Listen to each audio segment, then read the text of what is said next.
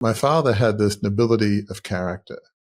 The people that work for him, including his staff at our family home, Fairwater, they greatly admired him. They respected the fact that they worked for Sir Warwick Fairfax, somebody not just with a noble title, but with a noble character. I mean, it was just so evident. One example of how he just treated people equally is in the 1970s, we used to take trips to the Outback. I think, as I've mentioned, my father loved the country and loved going out there.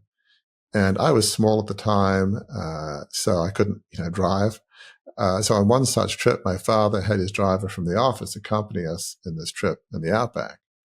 And so we're in the middle of Outback, Australia, I think near Bourke, which is sort of, western New South Wales, the state where Sydney is in. And there was this fork in the road, and my father and his driver got in this heated argument about which way they should go.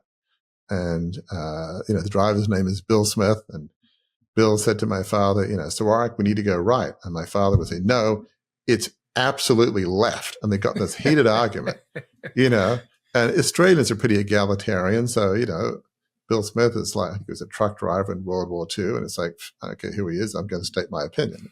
Australians are like that. But even though my father may have thought his driver was absolutely wrong, there was no sense of how dare you speak to me, your employer. I'm a knight. I'm, chairman of this big company. My father may have thought that his driver, Bill Smith, was absolutely wrong, but he also felt he absolutely had every right to his decision and his opinion, I should say.